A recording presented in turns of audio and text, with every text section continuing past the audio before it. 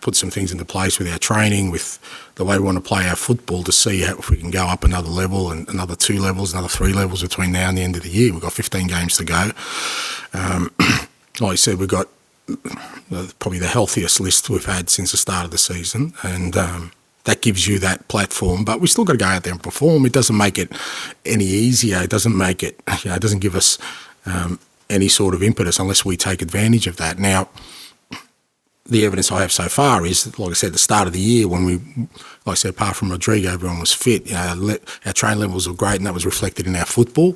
So we've got to try and replicate that and hopefully raise it a notch. Because I think the other thing is, going to the sort of the tail end of the season, every team's got a fair bit to play for. So there won't be any sort of easy game fixtures along the way. Everyone's got a hell of a lot of motivation. So we've got to match that. We can't just say, well, we've got all our good players so we've got to just go out there and we just roll out our football. At the start of the year, we were doing that because, like I said, our training was really good. Guys were really focused, and we need to do that. And look, having the extra bodies also means competition for places is also,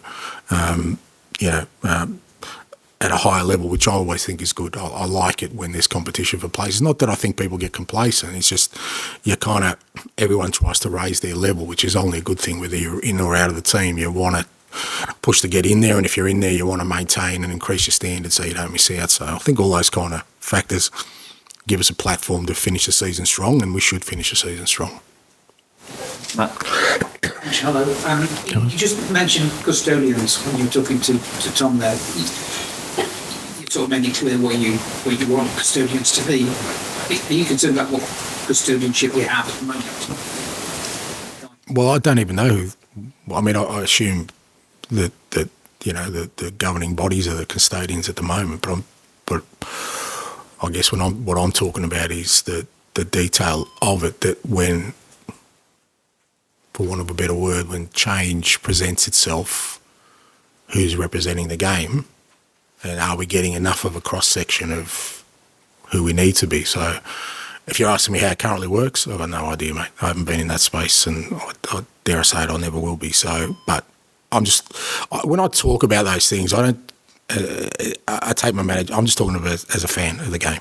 That's all I'm saying, is that as a fan of the game, I've always loved the fact that, for the most part, our game has remained untouched for my sort of 40 years experience in it. There's been some rule changes, which, I remember, when I was playing, I could pass it back to my goalkeeper and pick it up, and then he'd throw it back to me, and I'd pass it back to him and pick it up again, and we used to, and you know what, they changed it. Why? Because they didn't want to see that, didn't want to see the game slowing down. They didn't say, good decision, let's go with it, and I don't think anyone's complained about it. But other than that, there haven't been too many shifts. I don't know why all of a sudden we've seen such a major transformation. We've let technology in the door. We know that's going to affect it. So let's just see how that plays out before we start thinking about other significant changes. So that's, I guess I'm saying, is the conversation we're having now. Who's having those conversations? I don't know. You might know better than me. Yeah. I think also, if I can go back, it sort of goes back a little bit to last time you probably spoke.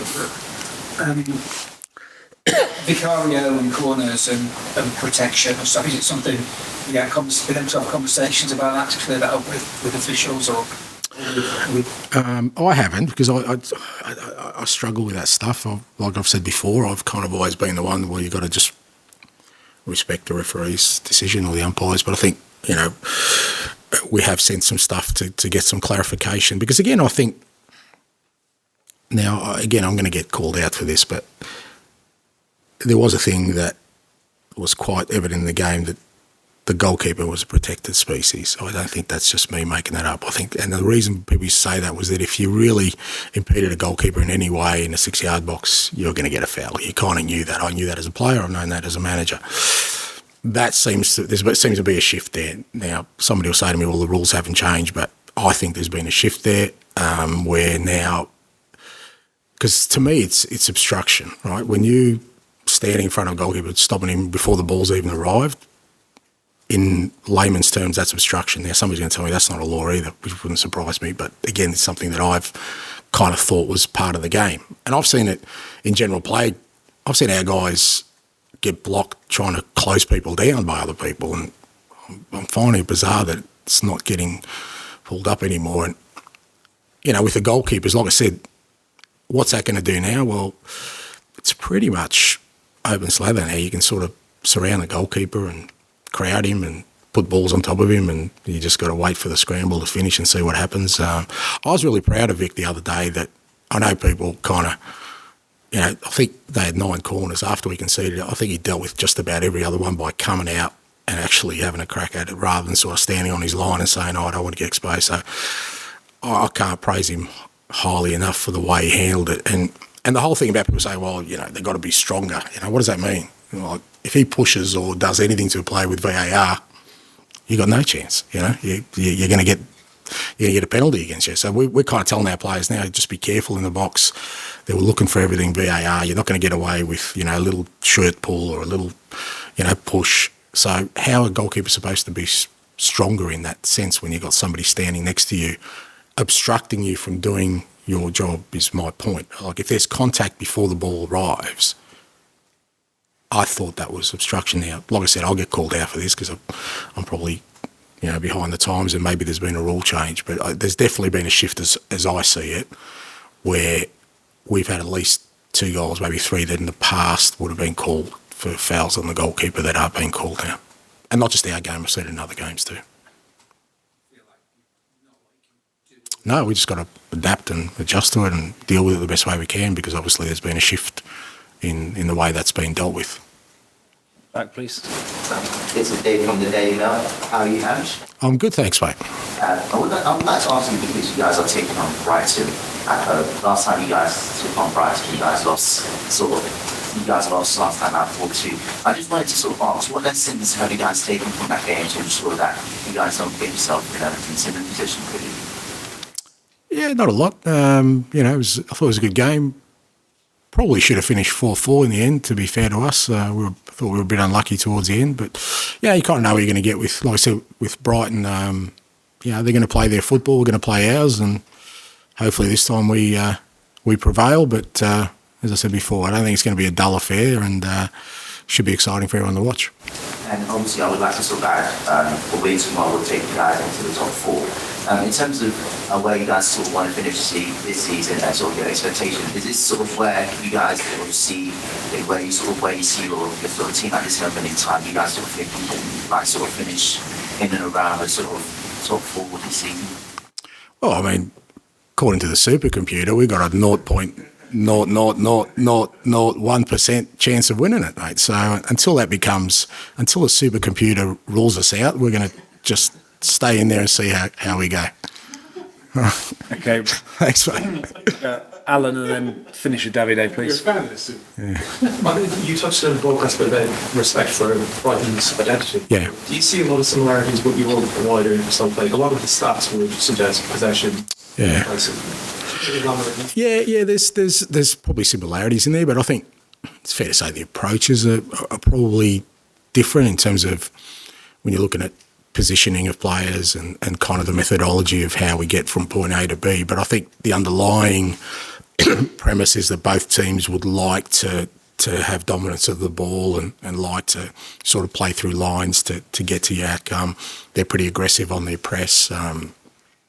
So there are, absolutely, I think there's some synergy there in kind of the underlying philosophy, for want of a better word. But I think the actual detail of it, there are differences there, which is only natural, because I think I've said before that you can't just go along and copy other sort of methodologies. You've got to bring your own sort of spin on it and your own personality, and that's where the differences lie. So I think it wouldn't surprise me if there are underlying stats that are very similar, but how we get to that point, I think there is a difference between the two teams.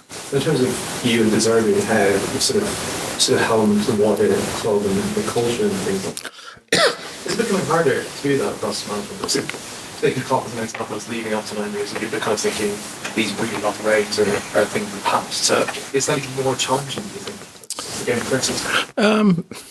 It can be. I guess I always felt with those kind of things, it depends really on the manager and probably his brief, but also his kind of there's for others, there's they're more comfortable in a different space. Others feel like, they're kind of the spokesman for the club, and they take on that responsibility. I think, and like I said, a lot of that depends on kind of the club model and how they want.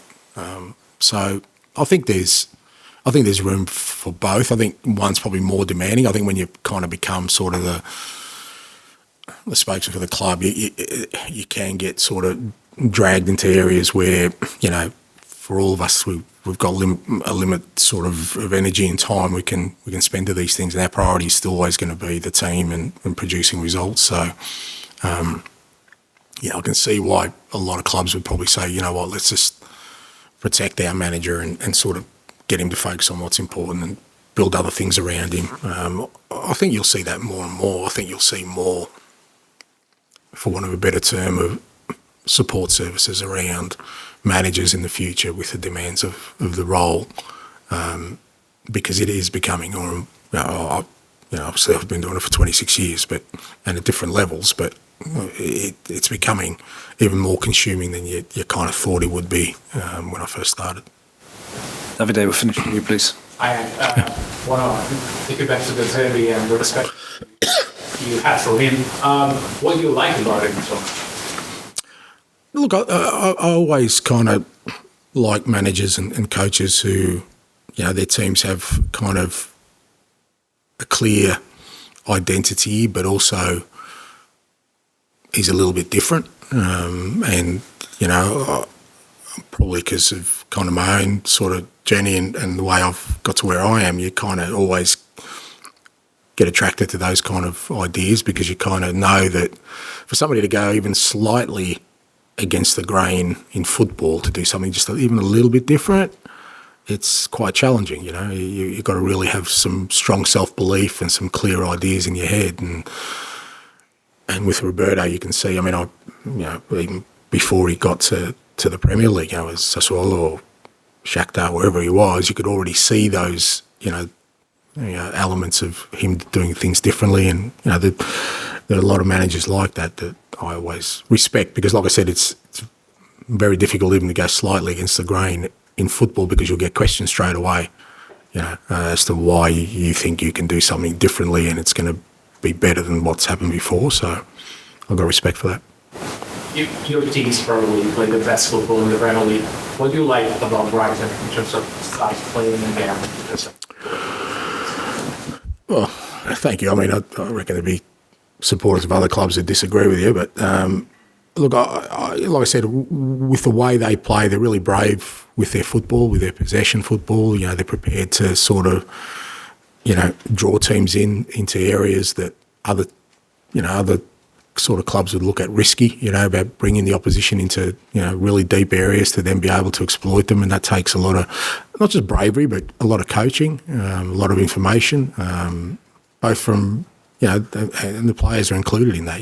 They've got to be pretty brave to play that way. So I have a great admiration for that, because, like I said, I guess in football, that's where the greatest risk lies, when you play football in your own defensive half or defensive third, knowing that there's always the potential that something won't go right and you concede, and the questioning will come straight away as to, well, why do you do that? So, I think whenever I see teams that kind of set up in that way, and like I said, there are different variations of it,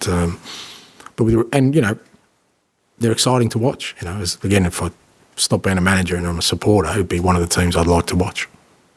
Okay, thanks, guys. Good luck with that supercomputer as well. Sorry about that, mate. I think I was mine on.